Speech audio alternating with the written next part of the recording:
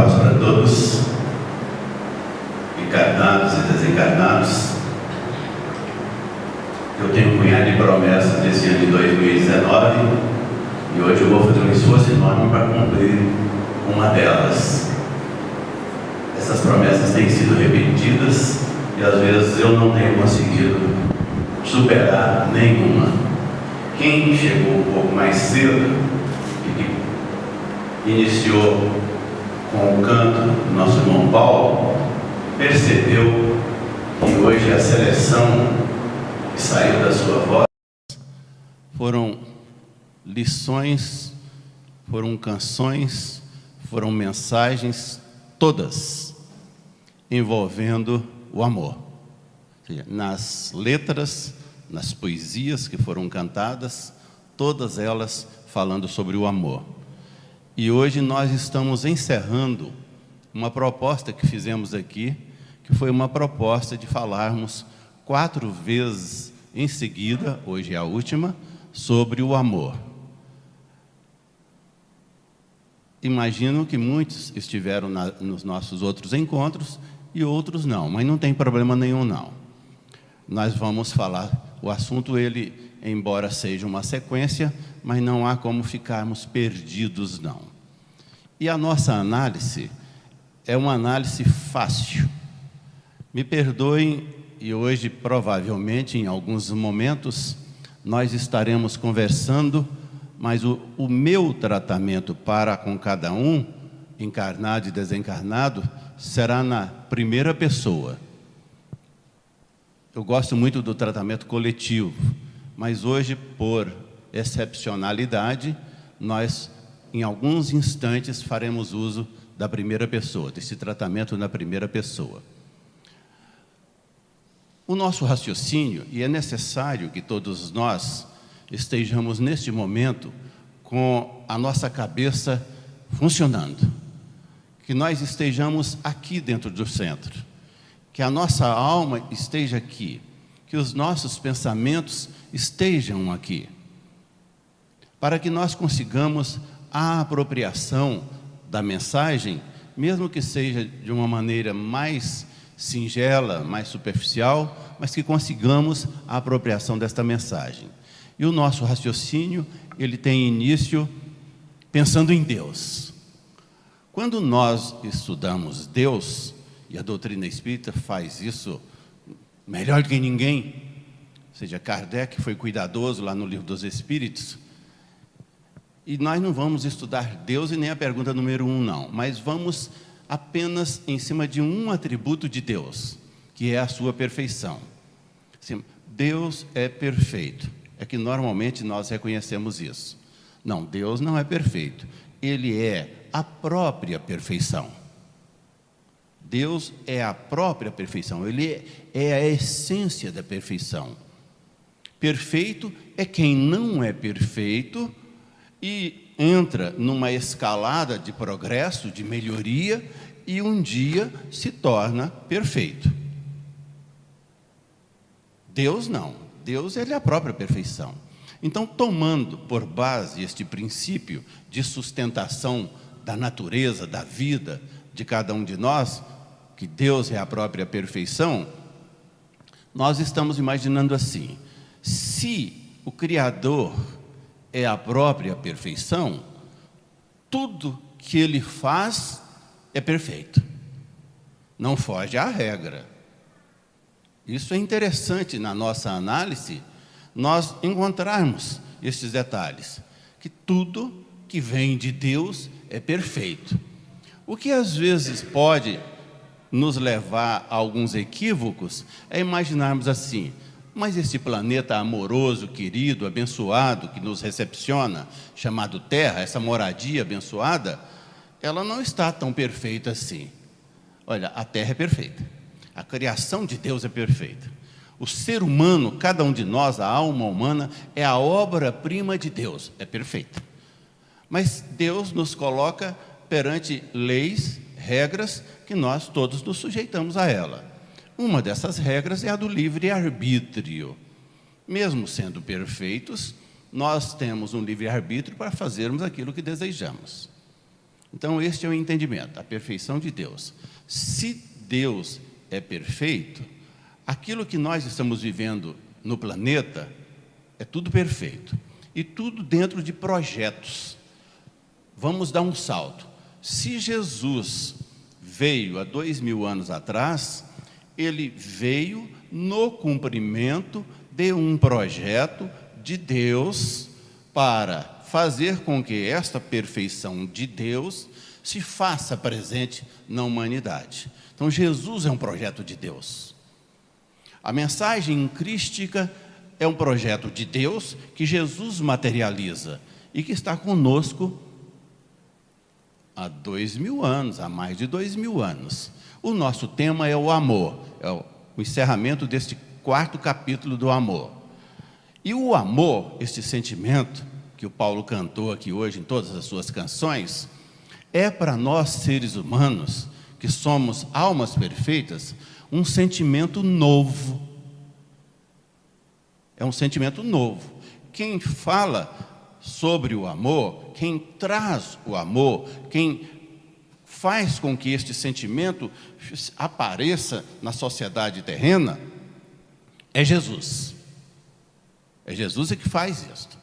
Bem, a doutrina espírita surgiu lá em 1857, quando Kardec coloca para nós, para a sociedade terrena, os ensinamentos espíritas, que nada mais são do que o cristianismo redivivo. O cristianismo já tinha 1800 anos, o cristianismo ele foi se colocando na sociedade terrena, cuja sociedade nós somos partícipes dela há 40 mil anos. Então, exatamente por isso dissemos, o amor é um sentimento novo. Nós não conhecemos ele muito bem, não. Porque de 40 mil anos, nós temos 2000 anos que estamos ouvindo, e assim mesmo ainda não conseguimos aprender muito sobre o amor, mas Jesus veio com a lição, amorosa lição, nos ensinando, e Kardec, em 1857, vai lá e faz o Livro dos Espíritos, depois as outras obras, consolidando a doutrina, também trazendo para facilitar a vida nossa, dos seres humanos, das almas queridas, este processo de aprendizado sobre o amor, mas dentro de uma perfeição, de uma escalada de progresso. Agora vamos mais detalhadamente dizer ora, se a doutrina espírita surgiu em 1857, com Allan Kardec, ela surgiu dentro de um projeto de Deus, de um projeto de Jesus, para que a sociedade, nós que formamos a sociedade terrena, aprendêssemos a amar. De 1857 a 1930, são 70 anos. Este raciocínio ele é básico para a nossa conversa de hoje. Então, a doutrina espírita teve um primeiro período de 70 anos. 1800, não exatamente, nós estamos aqui arredondando, de 1857, com Allan Kardec, até 1930. A pergunta que fica conosco, por que 1930? É porque, dentro deste projeto do amor, da vinda do amor, da vivência do amor, está um moço chamado Francisco Cândido Xavier, que nasceu em 1910 e começou a psicografar em 1927. Ele tinha 17 anos. Nós estamos arredondando 1927 para 1930, porque o primeiro livro dele, Parnaso de Além Túmulo, ele foi editado por aí. É o primeiro livro. Bem, este é o primeiro período da doutrina espírita. O que tem a ver com o amor? Tem a ver o seguinte: é a proposta de Jesus, de uma maneira mais clara para a sociedade terrena, de uma maneira mais fácil, mais rápida e mais dinâmica. Porque a doutrina espírita, ela não teve que se bater de frente com o paganismo, por exemplo. Ela não enfrentou obstáculos que o cristianismo enfrentou. O cristianismo, ele começa, as lições de Jesus começam do zero falando sobre o amor, e vem enfrentando obstáculos enormes. Principalmente, nós não vamos discutir isso aqui aprofundado não, mas principalmente, o principal obstáculo chama-se fé. O cristianismo, ele surge com Jesus, necessita do exercício da fé do ser humano, mas esta fé ainda é muito superficial em nós. E o cristianismo ainda enfrenta na terra um monte de aspectos negativos, que é uma verdadeira luta mesmo, no sentido de lutar para superar estes obstáculos. Um deles chama-se paganismo. A doutrina espírita não. Ela surgiu em 1857 e ela não teve que enfrentar esta ausência de fé e nem teve que enfrentar essas doutrinas fortes, pagãs. Ela já surgiu dentro de um cristianismo que já tinha andado muito. Nós já sabíamos, nós, sociedade terrena, já sabíamos das coisas. Então, esses primeiros 70 anos, de 1857 até 1930, é aquele momento que a doutrina espírita vai se consolidando. Ora, como é que ela se consolida? Com o renascimento, com a reencarnação de um monte de espíritos comprometidos com Jesus e comprometidos com ela. Então, estes primeiros 70 anos são aqueles anos de construção, principalmente de construção física, da feitura, do surgimento dos centros espíritas. Ou seja, os espíritas da primeira hora foram espíritas que se prepararam antes de reencarnar para esta primeira hora, para esses primeiros 70 anos, para estruturar a doutrina espírita sem que ela se distanciasse de Jesus, porque o objetivo é que ela seja Jesus, é que ela seja o amor de Jesus. Vencido os primeiros 70 anos, começa uma segunda geração, e essa geração que eu comecei a citar, Francisco Cândido Xavier, que nasceu em 1910. Mas eu estou falando que essa segunda geração, ela começa em 1930, quando o nosso irmão Francisco Cândido Xavier, ele se torna conhecido. Ele é identificado pelos encarnados e pelos desencarnados. E aí vem a nossa participação. Quem estava encarnado nesta segunda geração eram espíritos com uma formação diferente daqueles espíritos da primeira geração. Foram espíritos com pensamentos mais avançados, com pensamentos, é a dinâmica da vida, é a rapidez dos acontecimentos. Estes espíritas vieram para dirigir as casas espíritas com uma dinâmica diferente, a dinâmica de obras sociais enormes, a dinâmica da divulgação da doutrina espírita. Francisco Cândido Xavier é um deles, é um dos responsáveis pela sua escrita de mais de 400 obras. Nós colocamos aí Divaldo Pereira Franco, colocamos um monte, não vamos ficar citando os nomes não, alguns destes nossos companheiros. Alguns deles ainda estão no corpo físico, aqueles que vieram preparados para esta segunda geração. E a segunda geração vai de 1930, também de 70 anos, até o ano 2000. Neste projeto de Jesus para que a doutrina espírita se apresente a nós e se consolide. Então, essa segunda geração é uma segunda geração que nós somos conhecedores, grande parte de nós aqui.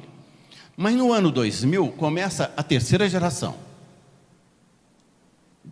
desta consolidação da doutrina espírita. E essa terceira geração é aquela que envolve o nosso tema. A terceira geração da doutrina espírita, mais ou menos assim, os espíritos que nasceram agora, de 15 anos para cá, de 20 anos para cá, alguns deles são raros, mas alguns deles são espíritos que estiveram aqui na primeira geração, de 1857, aqui que eu digo no planeta Terra e principalmente no Brasil. De 1857 até 1930. Eles já desencarnaram lá, já se prepararam e já voltaram para a terceira geração, que começou no ano 2000. Mas qual é a proposta da terceira geração? A proposta da terceira geração é fazer com que a Terra, que o planeta Terra, e que a doutrina espírita é a responsável, dentro da perfeição de Deus, de trazer para a sociedade terrena, e de forma consolidada, o amor. Este período, ele é chamado pelos espíritos que se prepararam para voltar, de etapa da amorosidade. Nós estamos vivendo, nós, sociedade terrena, estamos vivendo este período, o período da amorosidade. Os espíritos que estão renascendo, que estão reencarnando, de 15, de 20 anos para cá, são espíritos que foram preparados no plano espiritual, e alguns que vão ainda nascer, estão sendo preparados, muitos deles estão aqui nos ouvindo, estão sendo preparados para complementar essas 3 fases da doutrina, esta última fase, essa terceira geração, chamada geração da amorosidade. É a implantação do amor na sociedade terrena. Resumindo isso, nós, encarnados e desencarnados aqui presentes, estamos vivendo uma das melhores fases de nossas experiências todas que já passamos. Nós estamos num momento auspicioso, num momento maravilhoso, porque já tivemos essas 2 gerações de espíritos que reencarnaram e nos trouxeram as suas lições, e estamos neste momento sublime da amorosidade. O instante que nós estamos vivendo é um instante maravilhoso de contato com estes sentimentos. E com este sentimento novo chamado amor. O que é amorosidade? Amorosidade é aquele sentimento, é o amor que se faz presente em nossas vidas e permite que os fatos das nossas vidas, todos eles, ocorram dentro do seu patamar de amor, de sentimento nobre. É o sentimento da amorosidade presente em nossas vidas. Olha a análise que nós estamos fazendo. Nós estamos neste momento sublime. Embora momento sublime, sem dúvida nenhuma, todos nós aqui de forma lúcida, estamos fazendo uma leitura das nossas vidas e da sociedade, estamos verificando que a sociedade está enfrentando e enfrenta, sim, muitas dificuldades. Mas aí eu quero fazer uma ilação com cada um. Quando cada um entrou aqui no Centro Espírita hoje, no Sebastião Mártir, e todas as vezes que nós adentramos a este ambiente, ali na entrada, depois daquelas portas, antes daquela mesa, tem espelhos invisíveis aos olhos normais, colocados dos 2 lados. É verdade. Tem espelhos que estão ali colocados para que nós, quando estamos chegando no Centro Espírita, nós consigamos nos ver nesses espelhos e verificar como estamos chegando aqui. Qual é a nossa fisionomia? Qual é o ânimo que está nos alimentando? Estamos com os ombros firmes, eretos, estamos com a cabeça erguida, ou a nossa face é uma face derrotada, é uma face angustiada, é uma face de sofrimento? Eu estou dizendo da existência dos espelhos, mas quando terminar a nossa reunião, eles ainda estarão lá. Eles sempre estão lá, mas ainda estarão lá na nossa saída hoje. O que nós estamos sugerindo é que cada um, ao sair hoje, olhe a sua fisionomia no espelho. Como eu estou saindo? Nestes minutos, nestes 90 minutos que eu fiquei aqui dentro da Casa Espírita, que modificação nesta terceira geração da doutrina espírita, na terceira geração que estamos chamando de amorosidade, que efeito eu me submeti a essas ações dos Espíritos, as ações de Jesus e as ações de Deus na minha vida. Mas nós estamos dizendo que a sociedade está vivendo um momento de esclarecimentos, de facilidades, de acesso às informações, como nunca viveu. Todavia, nós, olhando para nós, é só olhar. Quem não passou lá e não viu no espelho, não se viu no espelho, é só dar uma pensada. Puxa vida, se lá tem um espelho, eu quero me descobrir qual era a minha fisionomia quando eu entrei. O que estava naquele instante sendo refletido pela minha fisionomia? Que angústia eu estava carregando e ainda carrego? Que preocupação eu estava carregando e ainda carrego? Onde nós queremos chegar? Nós queremos chegar no seguinte: um percentual elevadíssimo de encarnados e desencarnados, de todos nós, ainda estamos, mesmo neste período fabuloso de renovações, ainda estamos vivendo um sentimento chamado, denominado de autoabandono. Meus queridos irmãos, isto é duro, é cruel. A alma humana vivendo um momento de autoabandono. O autoabandono, ele é um investimento que cada um de nós estamos fazendo em nossas vidas de longa data. Nós não fizemos assim com o dedo, o Fiat Lux, e de repente nos sentimos autoabandonados, não. Nós estamos nos sentindo autoabandonados já tem um tempo razoável. De novo, é um investimento que nós fizemos em nossas vidas. Eu fiz uma anotação aqui na ordem para que nós não tivéssemos receio. Este autoabandono significa ausência de amor na nossa vida. É porque nós ainda estamos vivendo sem que o amor esteja presente nas nossas atitudes, nas nossas ações. Principais dores da alma provocadas pelo autoabandono. Primeira, na cabeça dessas dores, a carência. O sentimento de carência de cada um de nós. Por quê? É a pergunta que nós estamos fazendo para nós mesmos. E para quem pode, na análise, imaginar-se assim: então eu estou num processo de autoabandono. A carência é o sentimento mais forte do autoabandono. E a carência, ela significa falta de nós mesmos. Na primeira pessoa, falta de si mesmo. Nós não nos encontramos. Nós estamos numa vida, numa experiência, num momento maravilhoso, mas sem que nós tenhamos nos encontrado. Há um desencontro. E neste instante do desencontro, quando nós estamos sofrendo com esse desencontro, nós imaginamos assim: eu fui criado dentro de um projeto, mas eu estou vivendo, eu estou experimentando um momento em minha vida que não é um momento e não é a vida que eu gostaria de ter. Isto é autoabandono. Eu abandono o meu projeto de Deus na minha vida para seguir um projeto que não é o projeto de Deus, que eu me comprometi com Ele. As religiões às vezes nos confundem nisso. Nós nos iludimos muito. Nós ficamos incomodados com estas coisas, mas ficamos presos àquilo que é externo. Autoabandono é quando nós estamos tendo uma vida externa. Ah, mas eu vou ao centro, mas eu tenho o culto cristão no lar, mas eu sou... Isso é externo.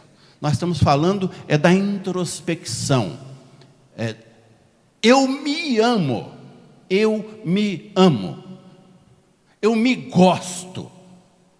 Eu me assumo, eu me assumi. Autoabandono é isso aí. Eu não me assumi. Eu quero uma vida que é diferente da vida que eu estou tendo.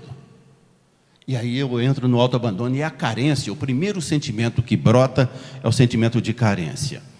Então nós, provavelmente, se tivéssemos tido o cuidado de olhar no espelho quando entramos, nós teríamos visto o nosso retrato. Em alguns de nós, o retrato do autoabandono. Eu não estou comigo. Eu estou na vida, mas eu ainda não consigo me localizar. Então nós queremos, neste instante, que todos, se desejarem, pode até fechar os olhos.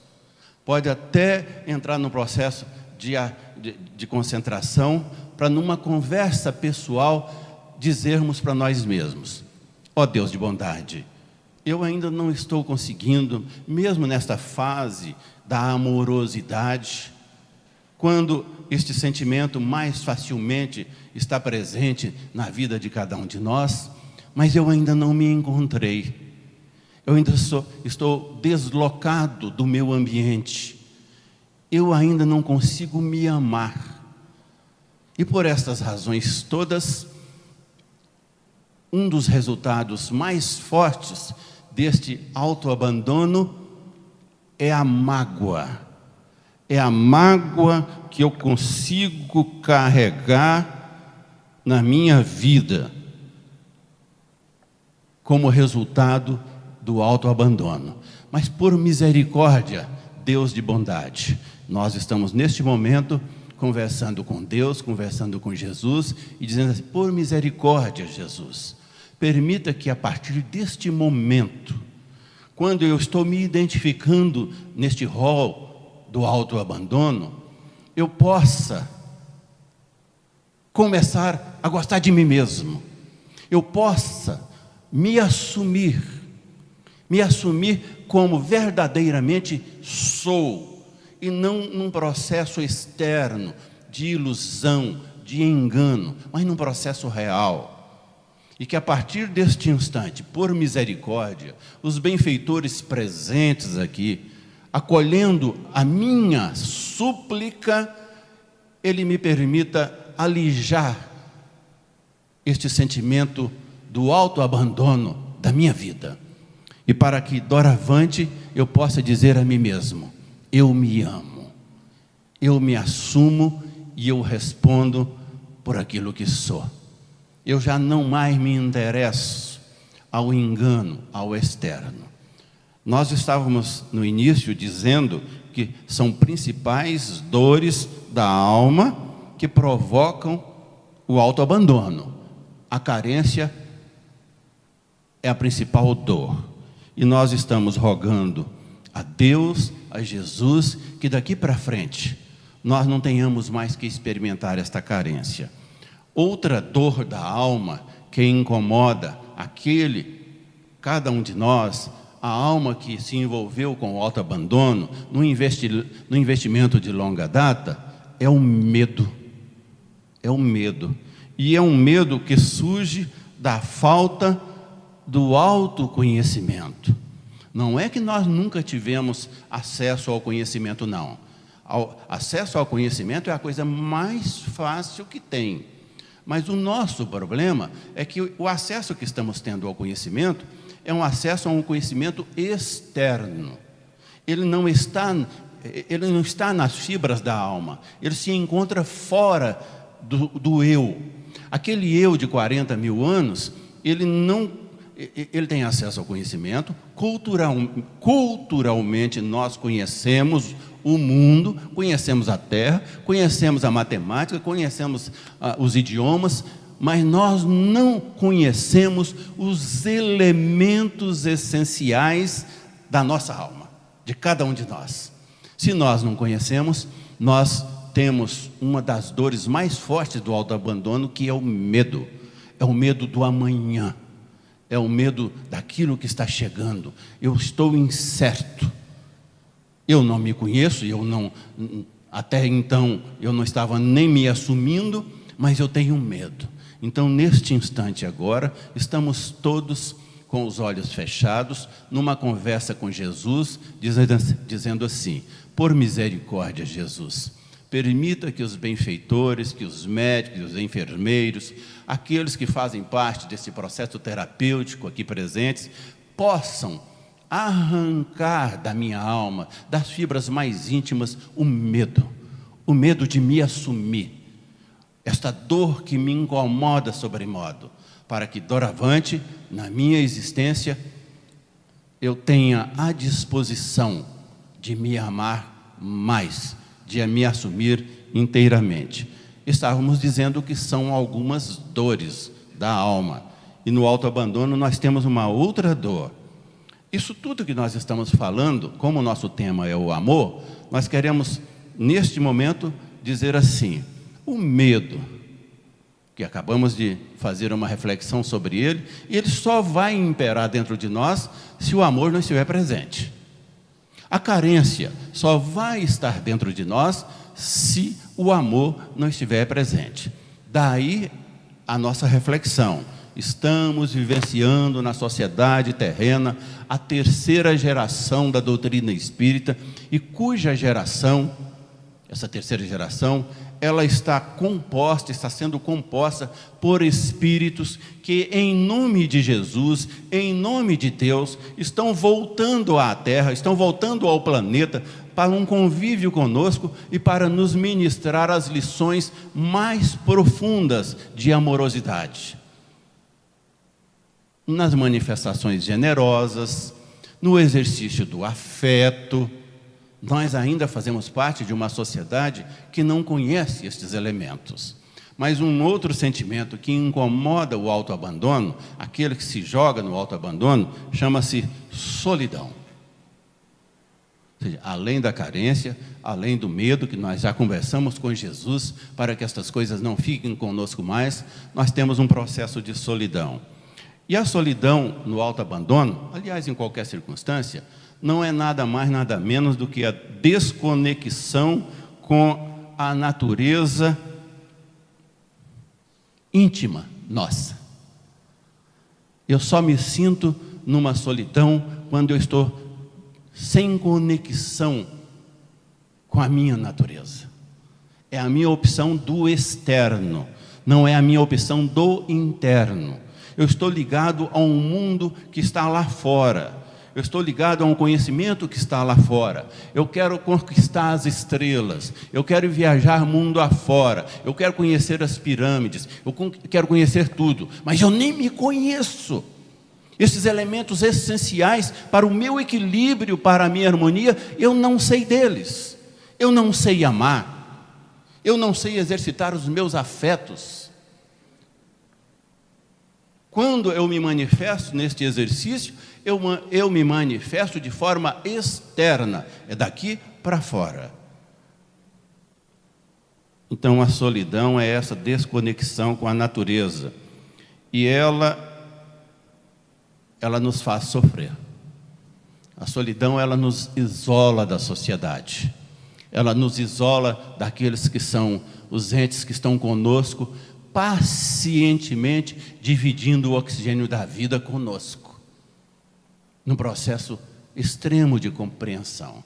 Então, neste momento agora, nós estamos elevando os nossos pensamentos a Deus, a Jesus, e solicitando: Mestre de bondade, por misericórdia, permita que doravante eu não tenha mais que enfrentar este sentimento denominado solidão, provocado pelo meu autoabandono, provocado pela minha disposição de ter uma vida externa.